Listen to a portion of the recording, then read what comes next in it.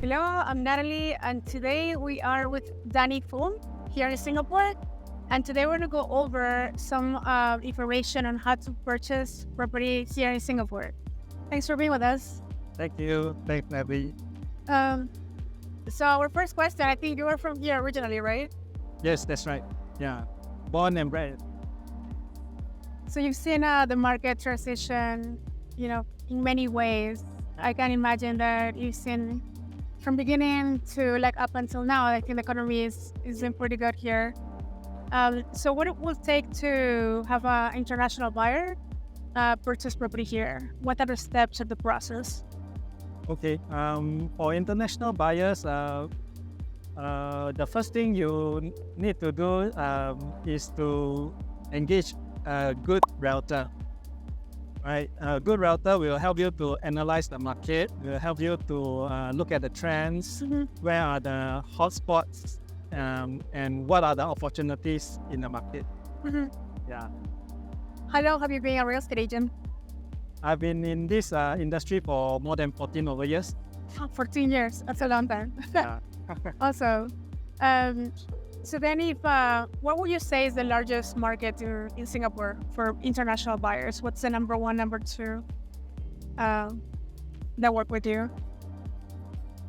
Okay, for international buyers, you can basically look at three different sectors. One is the private residential properties. Two will be the commercial properties, and three industrial properties. These are all open to foreign investments. Okay. Yeah. Except for landed properties, whereby we have a very special location, which is Sentosa. It's an island just next to Singapore. The landed properties there are open to foreign buyers. Landed properties, but not in on Singapore. Oh, okay. So not here, but in the island next to Singapore. Okay. Yes. And that would be as for building whatever they want, or it's mostly residential or also commercial? Okay, over in Sentosa, we have condominiums, private apartments, and landed properties. So those all come in all shapes and sizes. Okay. It's very interesting over there. Yeah. And if you had to say, what are the top 2 or top 3 countries that come to Singapore, what would you say it is? Traditionally, the top investors in Singapore will be the Chinese, the Indonesian, the Malaysian. We have US investors as well, actually we have investors from all over the world. But the Chinese, Indonesians, and Malaysians are the bulk of the foreign investors. Okay, because they're the closest. Yeah, they're the. And in the 14 years that you've been in business, how has the market shifted all these years? From, back in, what was that? Okay, when I started in this industry, it was in 2009. Okay. That's when the Lehman Brothers, the financial crisis happened. Okay. Right. So at that point of time, I saw once I entered the industry, I saw that the property market actually tanked. It went down. But shortly, within a year, the property market has recovered to the original level, and now it went even higher. Okay. Yeah. So Singapore is a great place to invest in because the island is only so small. Yeah. In your opinion, what have been the major changes in the infrastructure or the way that Singapore has been building since you started in the industry? And more buildings, more vertical or commercial, or limitations or changes in law? Okay, yes. So since I started, there has been multiple rounds of cooling measures. in the market. Why? Because Singapore properties have been going up and up. So our government wants our investors to be very prudent in their investment. Therefore, they have put in multiple cooling measures to cool down the market. Okay. Yeah, but it's never the government's intention to crash the market. So they just want to take the froth of the bubbles, Yeah. so that our market is very sustainable, and it's not so volatile to invest in. Mm-hmm. Yeah, so people who have invested since 2009 till now, I would say most of them have enjoyed very decent return. Yeah. Yeah. So would you say that back in 2009, when the market was going down, 1 bedroom, 1 bathroom in this area, what would be the going rates, like price-wise? Price-wise, okay. Back then there was, you probably can get a 1 bedder for about 1 million. Yeah. Now the property prices have gone up, and because the land cost has gone up, construction costs have gone up, and labor, materials, everything went up. So to get the same unit, you probably have to pay about 1.5. Mm-hmm. Okay. But it hasn't been like sometimes double the price, right? Like still progressively in 14 years has gone. It went up progressively. Mm-hmm. Yeah. Because in some markets we see like it goes like double, triple, and it's crazy because you don't know what the real value is here, but it's conservative. Yeah, it's not like China, where I have seen some investors, they have enjoyed fantastic returns, right? Yeah. But sometimes it's overheated, so it's not really sustainable. But in Singapore, our properties have been enjoying very steady growth. That's good. Yeah. That's great. So if somebody is going to purchase a property here, let's say an American comes as an expat, but they want to stay and they want to establish, their home here. What will be like once they decide on a property, what will be the next steps? Okay. Once somebody wants to purchase a home in Singapore, the good news is, as an American, you enjoy the tax-free. Let me take that back. You don't have to pay additional buyer's stamp duty, like most of the other foreigners. Okay, our latest additional buyer's stamp duty tax rate has just doubled, from 30% to 60% as a foreigner. But the good news is, as an American, you pay zero. Zero, not even 30%? Not even 30%. So you enjoy the same tax rate as a Singaporean local investor on your first property purchase. Yeah. That's really good. Yes. You just have to pay the usual buyer's stamp duty, which is 3 to 5% rate, depending on the quantum of the purchase. Yeah. And is that part of the closing cost? Yes, that is. Just included? Yes. Locals or foreigners, you still pay the buyer's stamp duty. Yeah. Yeah. What would we say the average closing cost percentage is on a property?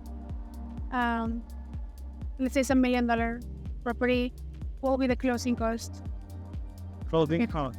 Okay. There will be the legal fees, which will be about 2,500 to 3,000. There will be the buyer's stamp duty, which I mentioned, will be around 4%. Okay. Yeah.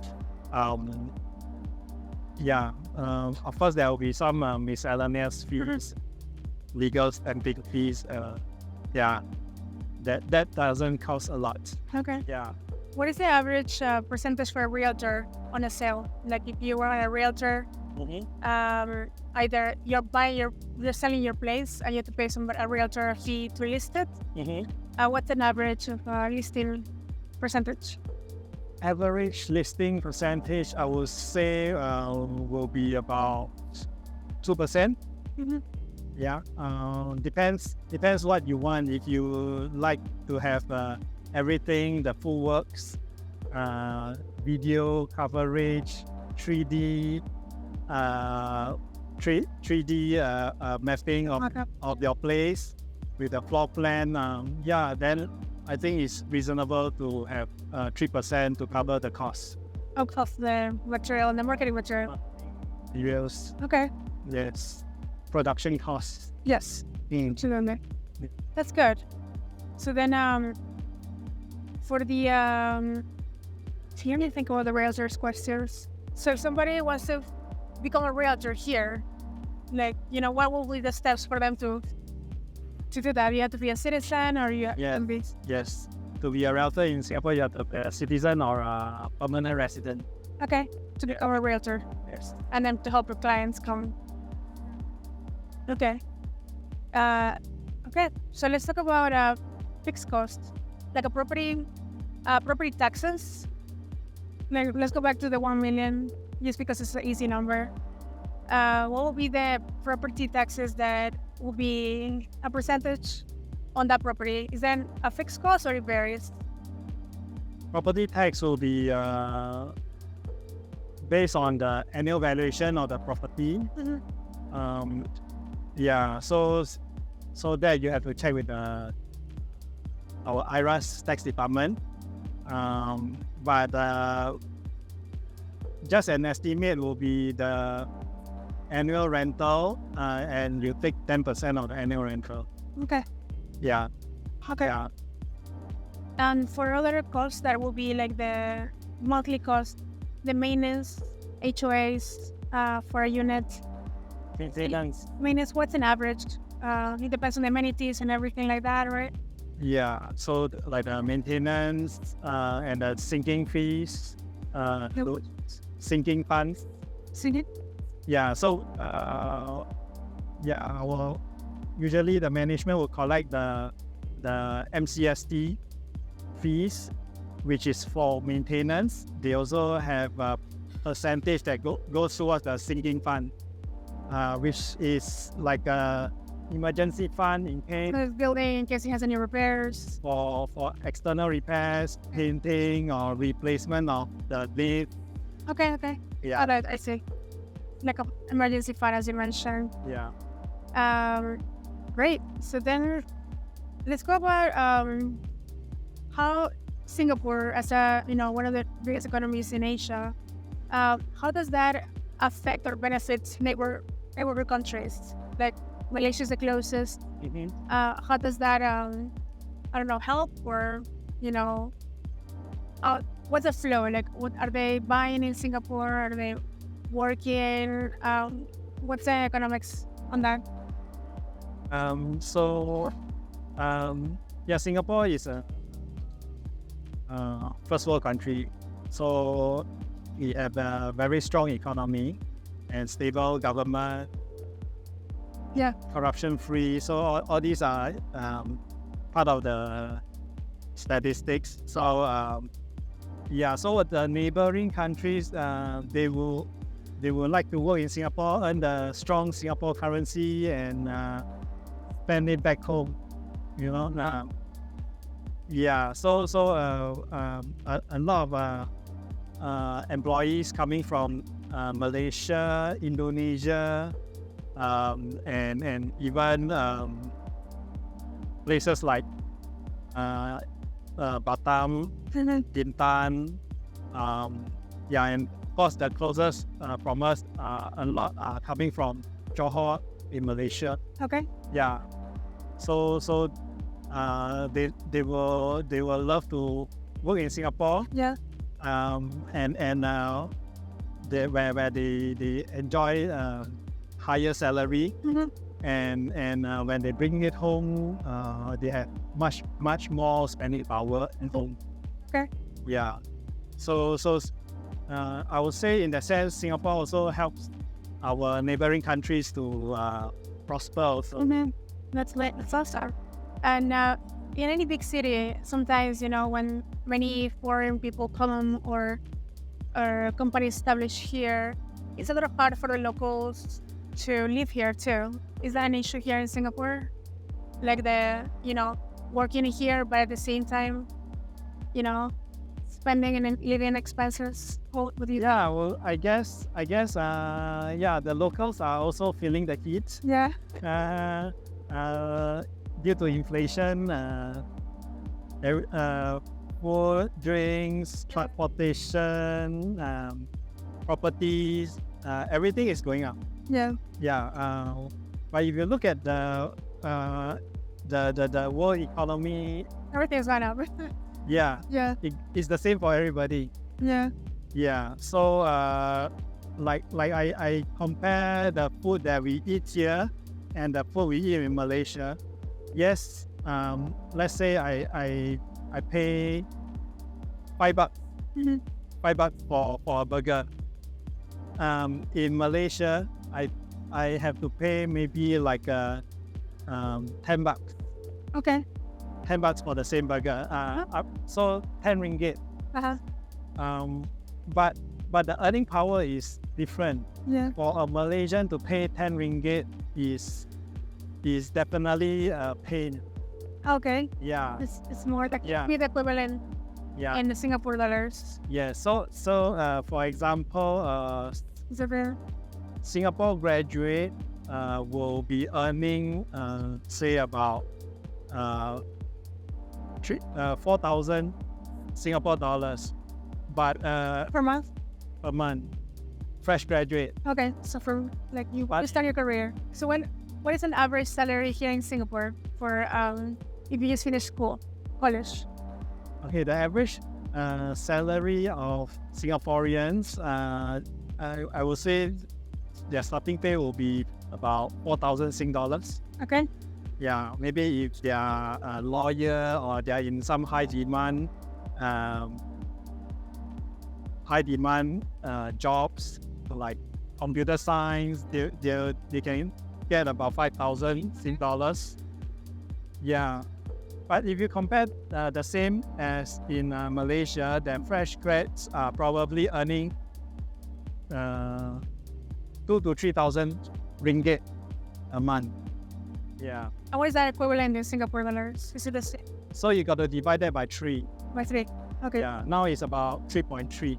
Oh, so it's even less. Yeah. Like, Yeah. Okay. So Malaysian graduate, if you convert to Sing dollar, they will be earning probably $1,000 Sing.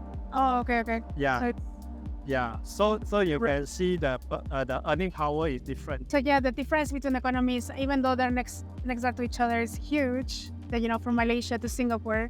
How do you feel about being a Singaporean here in Singapore? And is it manageable living here? Is it too expensive, or what's the lifestyle as a local? Okay. As a local, I will say that as long as you're hardworking, and there's definitely a lot of opportunities still in Singapore. Mm-hmm. So you got to be flexible, and there's always opportunities out there because a lot of MNCs are actually in Singapore. Where's MNC? Multinational company, Okay. Microsoft, Google. Yes. We have a lot of tech companies in Singapore. So those are also creating a lot of jobs here. Mm-hmm. Yeah. Yeah. So if you're not lazy, you're hardworking, definitely you will earn a very decent income and enjoy the lifestyle Here. here, because Singapore is like the Monaco of Asia. Yes. Yeah, we have F1, we have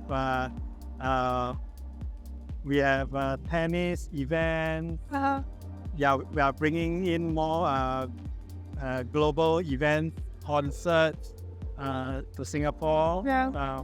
So it's one of the safest place in the world Yeah. where you can go home 12 midnight and you're okay, Mm-hmm. even for ladies. Mm-hmm. Yeah. Yeah, you want to be in a safe, clean and green country. Singapore is the place to be. Yeah, absolutely. This is like Chicago, but nicer, cleaner, and greener for sure. And the weather is nice. Yeah, we have summer all year round. Yes. Well, thank you so much for giving us the perspective as a local from Singapore, living here and working as in the real estate industry that we are too. But yeah, thank you so much, Danny. And his information will be in the description of the video. So in case you have any needs for real estate in Singapore, Danny can help you. Yes. Thank you so much. Thank you.